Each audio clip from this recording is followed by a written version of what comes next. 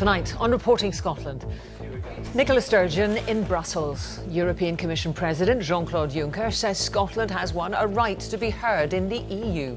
But the Prime Ministers of Spain and France say they'll oppose the EU negotiating membership for Scotland. Meanwhile, Holyrood hears a plea for tolerance from the Irish President as many EU nationals living here say they fear a rise in racism.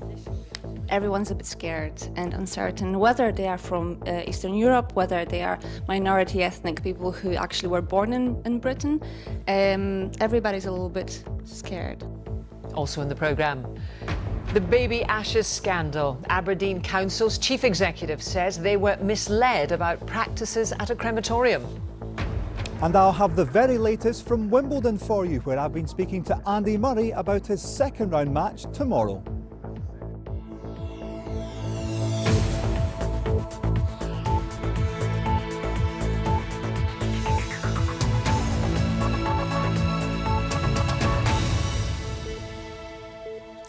Good evening. The First Minister arrived in Brussels today to a warning from Spain's Prime Minister that he will oppose any attempts to hold talks with Scotland over its membership of the EU. Mariano Rajoy says that if the UK goes, Scotland goes too. Nicola Sturgeon has been in Brussels meeting EU officials and politicians as she attempts to keep Scotland in the EU following last week's referendum result. Our political correspondent Glenn Campbell has been following developments. Hi. Hello. Yeah, good to see you again. Good to see you again. Yeah. They have met before, but this time the First Minister wants the European Commission President to know that she's prepared to consider all options to maintain Scotland's relationship with the EU, even if the UK is leaving. But by the time of their meeting, the Spanish Prime Minister had sought to limit those options. Mariano Rajoy said Scotland doesn't have the competence to negotiate with the EU, that Spain opposes negotiations other than those with the UK, and that if the UK leaves, Scotland leaves too. Spain doesn't want the EU to do anything for Scotland that might encourage independence movements inside Spain. And its voice does matter, because whatever Scotland's future relationship with the EU, whether as part of the UK or not, it'll have to be agreed by all EU member states. The First Minister seemed relaxed about Spain's intervention. I don't think it's particularly surprising to hear the acting Spanish Prime Minister, of course, say that. That's, you know, the view that Spain has expressed previously about Scotland's position. But the second thing I would say is that we are now in uncharted territory, and the situation now compared to, you know, Scotland's situation in 2014 is different. It's a very unique situation. But you would need the agreement of Spain and indeed, you know, all other EU countries for any arrangement. Look, of course, but we're at a very early stage of a process, and these are all issues that of course we will require to work our way through, but we are not yet a week on from the referendum. In this early stage, my priority is to make sure there is an understanding across Europe that Scotland voted differently to the rest of the UK, and that there is an aspiration in Scotland to protect our relationship with the European Union. Thank you. Nicola Sturgeon took that message to the President of the European Parliament and other senior MEPs. Chers collègues, do not let Scotland down now. After this appeal, it was clear the First Minister would get a sympathetic hearing in Brussels, but European politicians are wary about taking sides over Scottish independence. Most of my colleagues won't want to get dragged into domestic Scottish politics. I think the line we will take is, this is a question, the future of Scotland and the United Kingdom, which first of all will have to be sorted out in Edinburgh, and then it will have to be dealt with London. However, that the Scottish voice needs to be heard in the next weeks and months, and that's pretty sure a lot of my colleagues will support. Moments after this interview, this is nonsense. You played with the fears of the people, shame on you. Mr McAllister clashed with Scotland's only pro-Leave Euro MP, David Coburn of UKIP. I do not believe in the result, because you're not a Democrat. Let's be honest about it. We respect the decision of the British people. Let's get on. But in Scotland it was 62% the other way around. We voted as a United Kingdom, and that was that. 1 million Scots voted for Brexit, including many fishermen. Links are fine, but what we don't want to do in terms of the fishing industry is move back in, because it's not the same situation we'll be moving back into. And we think in terms of fisheries, we can manage our affairs far better than Europe can. Support for the First Minister's approach is not universal, but she insists Scotland's distinctive vote in the referendum must be respected. Well, Glenn joins me now from Brussels. Glenn, so after a day of talks, what's your assessment?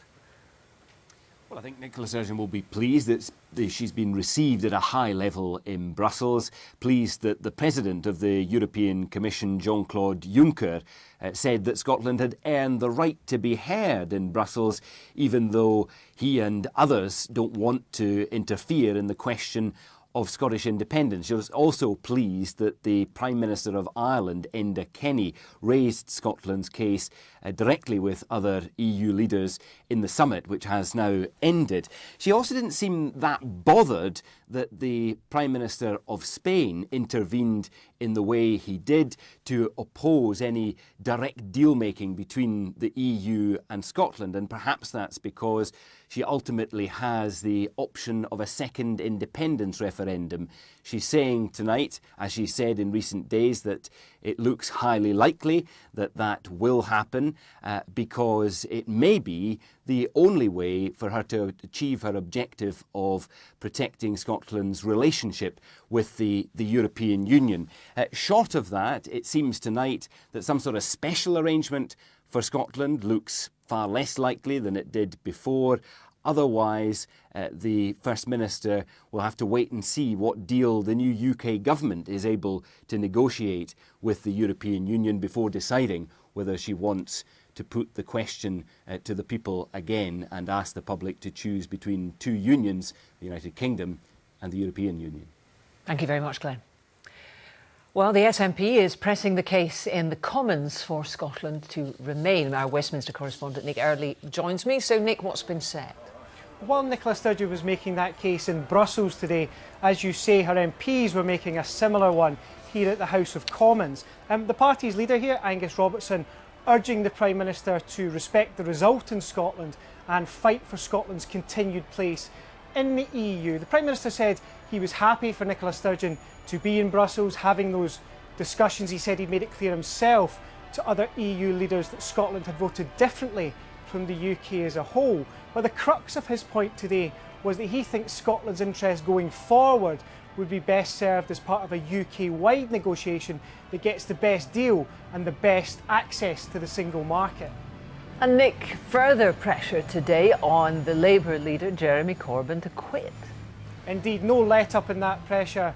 Today we've had more than 200 figures from the party in Scotland calling on him to stand down in the last couple of hours. A sign of just how divided the party perhaps is, with a counter letter coming out in the last hour saying that he should stay from figures across the UK. This was something that was highlighted in Parliament today. The SNP said that they could now command the support of more MPs than the Labour leader, Jeremy Corbyn. They asked the Speaker to therefore make them the official opposition in Parliament. That request was turned down. I think it's a sign of just how much trouble the Labour Party is in at the moment that it could even be raised in the first place. Thank you very much, Nick. Well, here, the former Labour Prime Minister Gordon Brown and the President of Ireland have both been voicing concerns about the fallout from last week's vote. Mr Brown said that millions of anxious people were crying out for answers. Here's our political editor, Brian Taylor. How do you think that this vote will change your lives? Kay Adams at the Polish club in Glasgow, where EU citizens tell her Brexit has them worried. Everyone's a bit scared and uncertain, whether they are from Eastern Europe, whether they are minority ethnic people who actually were born in Britain.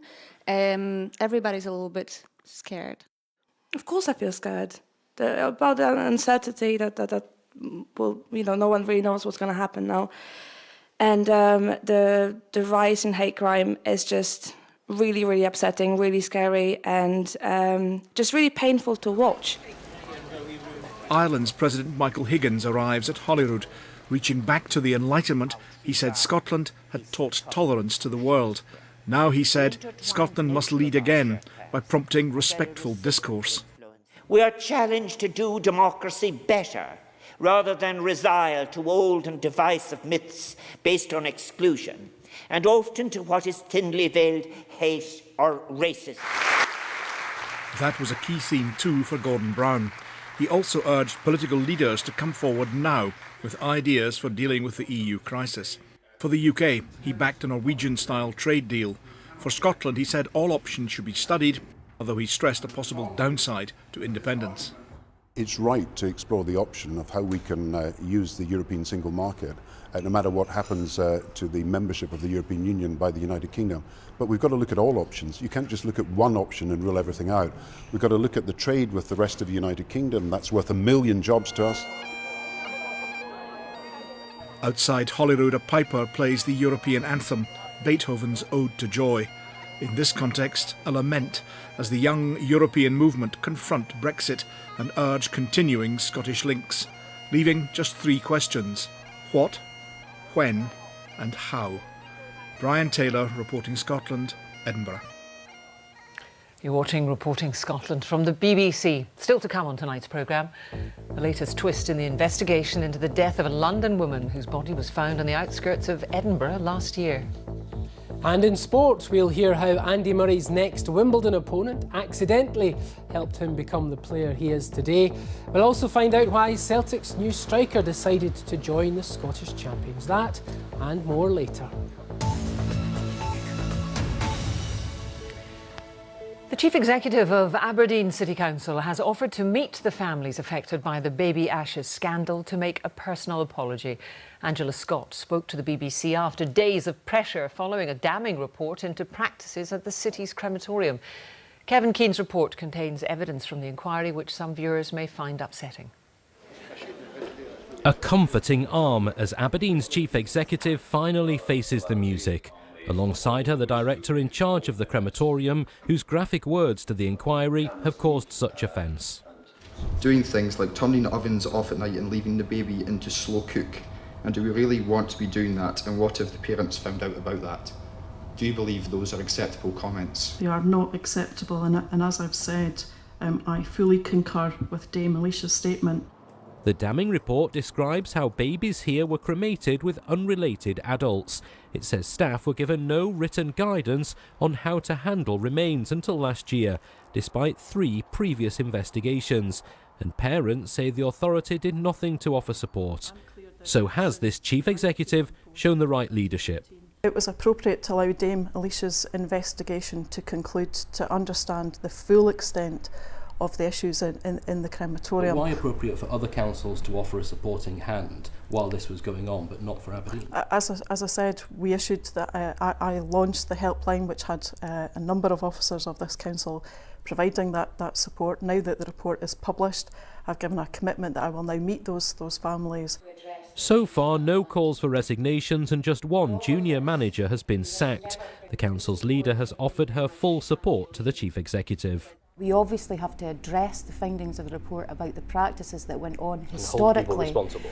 Well, I think we obviously, there's mention in the report that the manager at the crematorium has been dismissed from his position. But a very junior manager, there are people way above him. Well, I think in the report it's quite clear that there was misleading information given. The Chief Executive will now produce yet another report for councillors, which should be delivered by August. Kevin Keane reporting Scotland, Aberdeen. A murder inquiry is underway in Glasgow after an elderly man was stabbed in the East End of the city. The victim, thought to be in his 70s, has not yet been identified by police. He was robbed and wounded at Abercrombie Street around midnight and died later in hospital. Police believe there may be a link to 2 earlier attacks on lone women outside Central Station and in the Trongate, in which a man armed with a knife tried to snatch their handbags. This is a dangerous man. He doesn't care who he attacks. He's attacked 2 women alone in Glasgow city centre and ultimately came out here to the East End and prayed a cowardly attack on a victim in his 70s. It's absolutely imperative that we catch this man. Detectives investigating the mysterious death of a London woman whose body was found near Edinburgh say they've uncovered new information. They've joined her family in reissuing an appeal for help after a fresh sighting of 36-year-old Saima Ahmed emerged on Portobello Beach at the end of August. 5 months after her remains were found, her death is still being treated as unexplained. Maura Kinneber reports.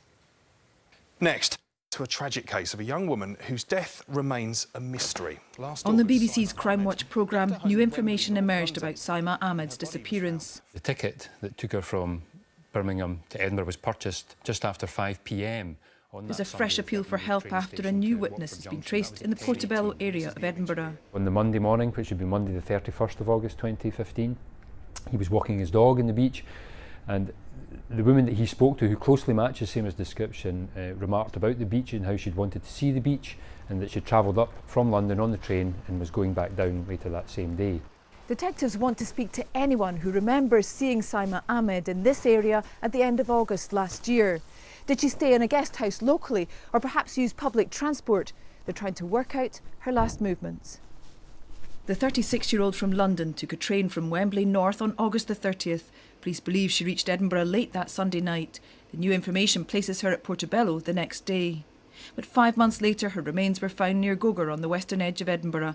A post-mortem could not establish how she died.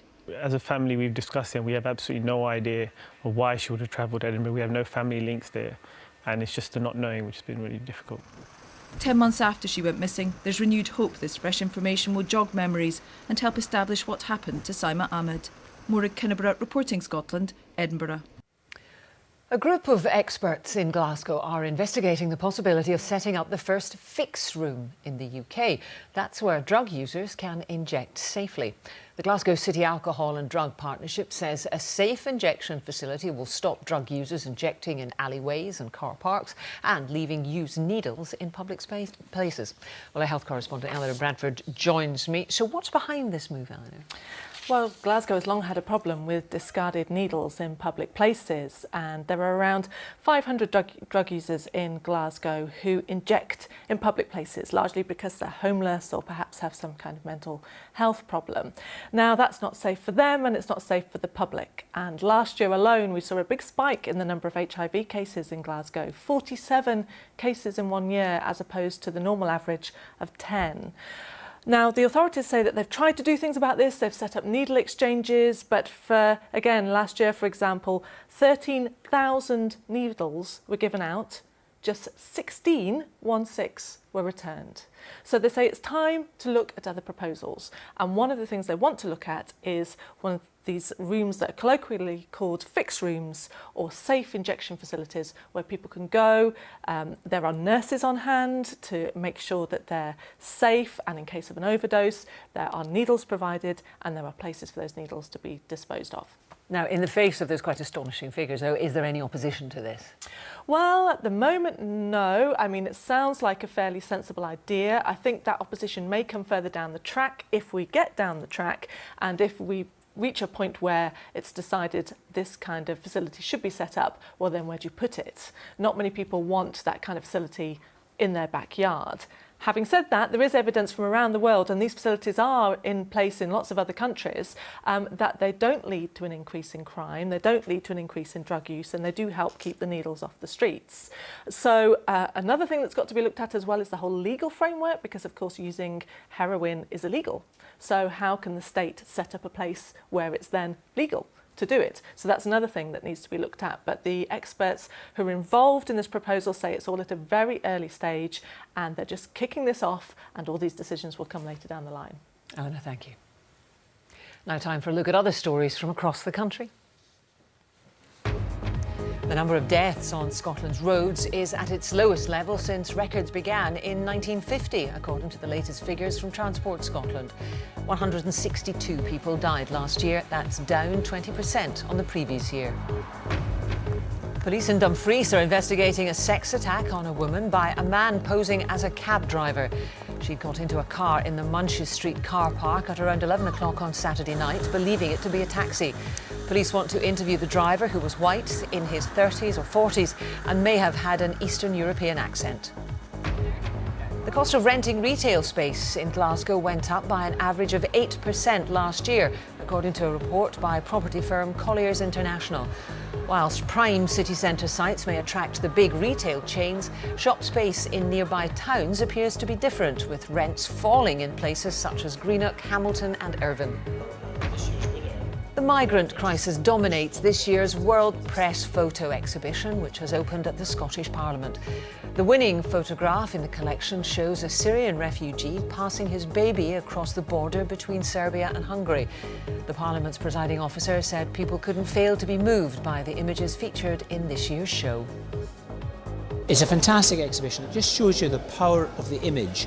These are the world's biggest stories, news stories, politics, nature, sport, culture, and they're reflected not in words, not in print, but in image. And it will move you, it'll inform you, it'll educate you. Well, now David's here with tonight's sports update. Yes, thank you very much, Jackie. Good evening. Andy Murray has told BBC Scotland he's doing all he can to reel in Novak Djokovic at the top of men's tennis, and he feels his coach Ivan Lendl can help his cause in many ways. Murray also credits his second-round opponent at Wimbledon tomorrow with helping him become a better player. He's been speaking to our reporter, Kerdy Nidsan. Well, it's been a horrible day weather-wise here at the All England Club. Hardly any play at all, except under the centre court roof. That meant a slightly soggy practice session for Andy Murray as he prepares for his second round match tomorrow. Now, you could argue the man he's playing turned Murray into the player he is today. It was this defeat to Yensun Liu of Chinese Taipei at the 2008 Beijing Olympics that made a 21-year-old Andy Murray completely rethink what he was doing. And he told me it ultimately turned him into an Olympic and Grand Slam champion. I learned a lot from that loss, really. I certainly became a lot more professional afterwards because, I mean, I was so pumped to be at the Olympics, and I got sort of caught up in everything else and sort of forgot that, I was there to win tennis matches. Now, Yensun Liu has shown some good recent grass court form, and at 76 in the world will be much more of a test for Andy Murray than Liam Brodie was yesterday. And if you believe in omens, well, how about this? Last time Ivan Lendl coached Andy Murray here, Andy Murray won the title in 2013. And guess who his second round opponent was back then? Yes, Yensun Liu of Chinese Taipei. Let's hope history does indeed repeat itself. Celtic's new striker says the possibility of playing in the Champions League was a big factor in signing for the Scottish champions. Here's French under-20 international Moussa Dembele at Celtic Park, as is traditional, being shown off to the media. He joins from English club Fulham and is new manager Brendan Rodgers' first recruit. When you have a manager like Brendan who talks to you about the club and who convince you to come, it's a massive thing. I want to play in European Champions League, and I'm 100% ready to give everything that I have for the club and for the fans. The new Inverness manager Richie Foran was also posing for publicity shots today. Here he is beside the Murray Firth. Afterwards, he spoke publicly for the first time since taking over from John Hughes, outlining what he sees as his key to success. For me, management's all about recruiting the right players. You get the right players in, I think that's half your job done, so recruitment is key. And it's the most important aspect of my job. I'm delighted with what we have so far. We want to add to that again. Now, Jen McIntosh won more Commonwealth Games medals in Delhi 6 years ago than any other female Scottish athlete. But the shooter left her first Olympics empty-handed 2 years later in London. She's back in Team GB for this year's Games in Rio, saying she's more confident than ever. Rona McLeod can tell us more. A double gold medalist at the Delhi Commonwealth Games as a teenager, the poster girl for Team Scotland. 2 years later, disappointment as she failed to reach the final at London's Olympic Games. McIntosh says she is more prepared this time around. Oh, absolutely, completely different athlete to what I was 4 years ago. And better for it, I think. More robust in pressure situations, and able to deal with things that don't go quite so well. Able to work through that much better than I was 4 years ago. Shooting is a family affair. Mother Shirley is a 4-time Commonwealth Games medalist. Sister Shona has just claimed 4th in the European Junior Championships, and Dad Donald is McIntosh's coach. He agrees she is now a more complete competitor. Yeah, absolutely. I think sort of around those early days from Pune through Delhi to London, she was lots of raw talent, but she's a much more mature athlete, much more experienced, internationally experienced and hardened now. Now 25, can this prodigious talent develop all the way to the podium in Rio? There'll be 40, 50 women on the line, half of whom can win a medal. So we'll just kind of not set expectations publicly. We know what we're looking for. In shooting, it is a case of make the final and anything can happen. I think everybody's technically good enough. You know, everybody's got the same level of technical skill, and it actually comes down to who's got the bottle on the day, and that's something that I think is one of my strengths. So, you know, we'll have to just wait and see. When the games begin, there's not long to wait and see. Macintosh will shoot at 8 a.m. on day one of competition. And that's all from me, Jackie. Thank you very much, David. Well, after a rotten day at Wimbledon, as we heard, what's the forecast for us, Cosy? Well, Jackie, we had our fair share of rain here as well, I'm afraid. But there is some hope in the horizon for this evening. Some brighter spells across the southwest as that rain clears away. You can see from the recent satellite and radar image that rain across the south, spreading across the borders now. Behind it, some late sunshine. Across the north, some heavy showers. But in between the showers, there were some brighter spells. This from one of our weather watchers sent from Aberdeenshire. Some bright skies after a shower here.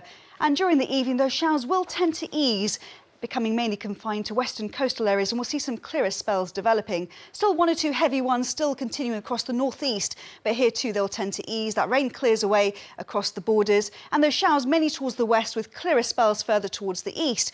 And temperatures widely holding on to double figures, but in some sheltered glens, perhaps down to 5 or 6 Celsius under the clearer spells. And the winds generally light, but across the west coast, perhaps fresh to moderate at a time. For tomorrow then, it will be dry to start across the east, those showers mainly towards the west, but during the day they become more widespread, and once again we could see 1 or 2 heavy showers. The wind still light further inland, but fresh around the coast. So for 4 o'clock tomorrow afternoon, it is a brighter day for Shetland compared to today. Cloudy and damp here, but tomorrow some brighter spells. And across the northwest, 1 or 2 heavy showers. In the northeast, temperatures could reach up to 18 or 19 Celsius. For the central belt as well, the high teens. Still a few showers around. Further towards the east, here we'll see some brighter spells for a time. Now for Thursday evening, a band of more persistent rain pushes into the southwest, spreading across the country overnight. So by the time we reach Friday, it will start to improve. We're going to start to see some showers around and the winds tending to freshen up across the coast. So for Friday, some sunshine, but some scattered showers. Now the showers for Friday are likely to be quite heavy and they come with the risk of hail, maybe some thunder and lightning as well. Around the showers, some sunnier spells and temperatures around 15 to 16 degrees. But in the sunshine in the afternoon, they could reach up to 18 or 19 Celsius in the northeast once again. And that's your forecast. Thank you, Kozer. Well, just one headline for you tonight. The First Minister arrived in Brussels today to a warning from Spain's Prime Minister that he will oppose any attempts to hold talks with Scotland over its membership of the EU. Mariano Rajoy says that if the UK goes, Scotland goes too.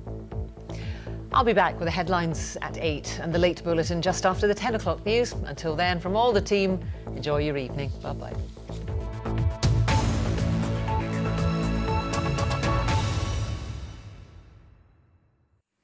Stay on top of our tennis coverage. Claire Balding has highlights today at Wimbledon over on BBC 2 Scotland tonight at 8:30.